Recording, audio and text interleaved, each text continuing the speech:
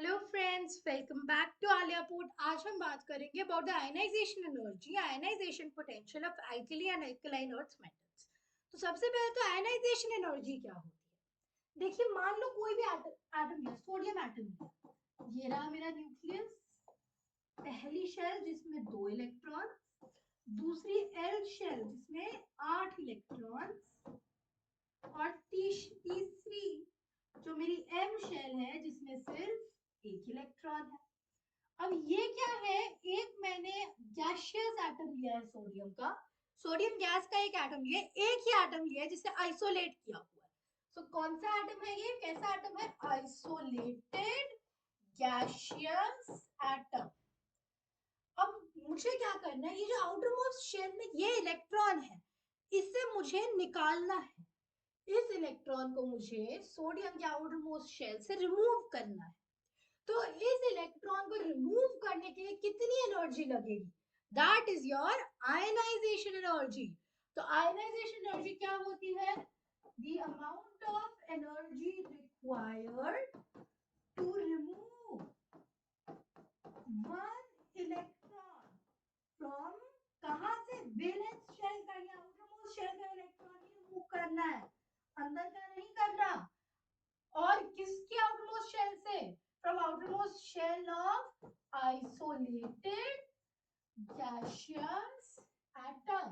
ये isolated gaseous atom वाला जो है, अब ऑब्वियसली ऐसा थोड़ी ना कर सकते कि एक गैस का एटम लिया, उसे अलग कर दिया, वैक्यूम में रखा और फिर देखा, नहीं। क्या करते हैं, एक स्पेसिफिक अमाउंट ऑफ एटम्स लेते हैं, जैसे एक मोल लिया, एक मोल में एवोगाड्रोस नंबर जितना उतने एटम्स हैं, उसमें से वैलेंस इलेक्ट्रॉन्स निकालने के लिए कितनी एनर्जी चाहिए वो देखी, उसको डिवाइड किया एवोगाड्रोस नंबर से, तो आपकी आयनाइजेशन एनर्जी है। तो energy required to remove one electron. अब जब मैंने एक इलेक्ट्रॉन हटा दिया, Na+ बन गया, Na से Na+ बना और इलेक्ट्रॉन बना। इस प्रोसेस में लगती थी आयनाइजेशन एनर्जी 1। अब अगर मुझे Na पॉजिटिव से इलेक्ट्रॉन निकालना है, Na2 पॉजिटिव और एक और इलेक्ट्रॉन, तो क्या इसे क्या करेंगे, सेकंड आयनाइजेशन एनर्जी या Ie2 लिखते हैं इसे। अच्छा मुझे एक बात बताओ, सोडियम में से एक इलेक्ट्रॉन निकाल दिया, इसकी कॉन्फ़िगरेशन क्या थी, 281, क्या 1s2 2s2 2p6 3s1। जब एक इलेक्ट्रॉन निकाल दे तो क्या कॉन्फ़िगरेशन बनी, ये बार हट जाएगा, 28 क्या थर्ड शेल पूरी खाली हो जाएगी, 1s2 2s2 2p6, ये नियॉन की कॉन्फ़िगरेशन अटेन कर लेगा, राइट, नियॉन स्टेबल है। अच्छा अब अगर मुझे इसमें से एक और इलेक्ट्रॉन निकालना है, तो अब क्या था, 1s2 2s2 2p6 या फिर 28, इससे बना रही हूं मैं 27 या 1s2 2s2 2p5, 1s2 2s2 2p5, ये फ्लोरीन की कॉन्फ़िगरेशन है। आप मुझे बताओ, सोडियम से जब नियॉन बना, मतलब और स्टेबल हो गया, तो ज्यादा एनर्जी लगी होगी, या जब स्टेबल नियॉन को अनस्टेबल फ्लोरीन बनाना है तब ज्यादा एनर्जी लगी होगी। ऑब्वियसली अनस्टेबल चीज को स्टेबल करने में कम एनर्जी लगेगी, स्टेबल को अनस्टेबल करने में ज्यादा लगेगी। इसलिए मेरी second ionisation energy will be greater than first ionisation energy. अच्छा अगर हम बात करें अल्कली मेटल्स की, कौन से होते हैं, group 1 elements, lithium sodium potassium rubidium caesium francium, right. Francium radio active होता है, ये होता है आपके ग्रुप 1 अल्कली मेटल्स। इन्हें अल्कली मेटल्स क्यों कहते हैं, क्योंकि ये जब वाटर से रिएक्ट करते हैं तो हाइड्रोक्साइड्स बनाते हैं, बहुत स्ट्रॉन्ग बेसिस बनाते हैं, जिन्हें अल्कलीज कहते हैं। अच्छा देखिए, लिथियम की कॉन्फ़िगरेशन है 2,1, इसकी है 281 2881 सो ऑन।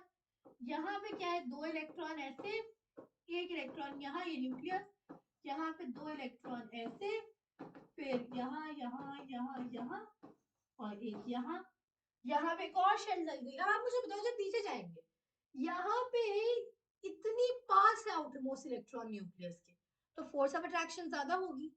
यहाँ पे जो इलेक्ट्रॉन है वो रिलेटिवली दूर चला, मतलब यहाँ पे force of attraction compare to lithium कम होगी। अब जिस चीज में ज्यादा स्ट्रॉन्ग होल्ड है, उसे निकालने के लिए ज्यादा एनर्जी चाहिए होगी, मतलब लिथियम की जो ionisation ionisation energy, ionisation potential है वो सोडियम से ज्यादा होगी। सिमिलरली सोडियम की पोटेशियम से ज्यादा होगी, पोटेशियम की रुबीडियम से ज्यादा होगी, रुबीडियम की सीजियम से ज्यादा होगी। सबसे ज्यादा आयनाइजेशन पोटेंशियल होगा लिथियम का, सबसे कम होगा यहाँ पे फ्रांशियम का। अच्छा, ये सेकंड आयनाइजेशन एनर्जी का भी यही ऑर्डर होगा, लेकिन जो सेकंड आयनाइजेशन एनर्जी है वो फर्स्ट आयनाइजेशन एनर्जी से बहुत ज्यादा होगी। अच्छा, ग्रुप 2 की बात करें, beryllium, magnesium, calcium, strontium, barium, radium. ठीक है, अब इसमें कैसा है देखो, न्यूक्लियस 2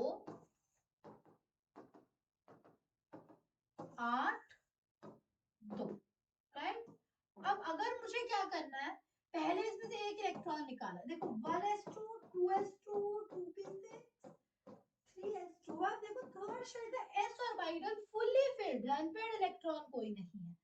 मतलब अच्छा, ये हमने मैग्नीशियम बनाया, मतलब अगर मुझे इसमें से इलेक्ट्रॉन निकालना है, ये अपने हिसाब से थोड़ा सा स्टेबल है क्योंकि इसमें s ऑर्बिटल भरा हुआ है, p खाली है बट s भरा हुआ है, तो ये अपने हिसाब से स्टेबल है। इसीलिए इसकी जो आयनाइजेशन एनर्जी होगी, फर्स्ट आयनाइजेशन एनर्जी, वो ज्यादा होगी अल्कली मेटल से। मतलब first ionisation energy of group 1 will be greater than first ionization energy of group 2, right? अच्छा, हमने इतना क्लियर कर लिया है। अब अगर सेकंड आयनाइजेशन एनर्जी की बात करें, बड़ी मुश्किल से हमने इस 3s2 का 3s1 बना दिया।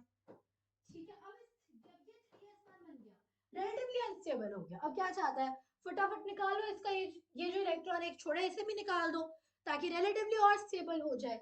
तो जब ये इलेक्ट्रॉन निकाल देंगे, ये पूरा हटा देंगे, आयनाइजेशन एनर्जी 2 जो है उसमें ये स्टेबल होगा।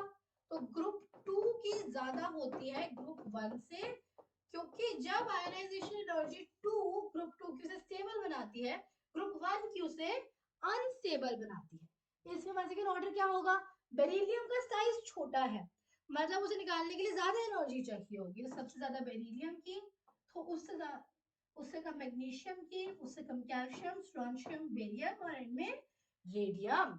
अच्छा, लेकिन आपको ये याद रखना है कि हमें, अच्छा देखते हैं क्या देखा हमने। सी, आयनाइजेशन एनर्जी क्या होती है, किसी भी एटम के आइसोलेटेड गैसियस एटम के आउटर मोस्ट शेल से एक इलेक्ट्रॉन रिमूव करने के लिए जो एनर्जी चाहिए उसे कहते हैं ionisation energy, ionisation potential. Alkali earth metals की जो आयनाइजेशन एनर्जी है डिक्रीजेस डाउन द ग्रुप, तो ऑर्डर क्या है, फ्रांशियम, सीजियम, उससे ज्यादा रुबिडियम, पोटेशियम, सोडियम, सबसे ज्यादा लिथियम। ठीक है, सिमिलरली अल्कलाइन अर्थ में सबसे ज्यादा beryllium, magnesium, calcium, strontium, barium, radium. अच्छा, ग्रुप 1 की आयनाइजेशन एनर्जी ग्रुप 2 से ज्यादा है, पहली वाली याद रखना, पहली वाली ज्यादा है, और ग्रुप 2 की आयनाइजेशन एनर्जी ज्यादा है दूसरी वाली ग्रुप 1 से। सो सॉरी, ये जो है ये आपकी ज्यादा होती है और ये जो है ये आपकी कम होती है, राइट। कि वंस अगेन स्मॉल साइज का फर्क पड़ रहा है, right? So I hope you concept clear, ionization energy, ionization potential ka. That was all for today's video. Goodbye. Thanks for watching.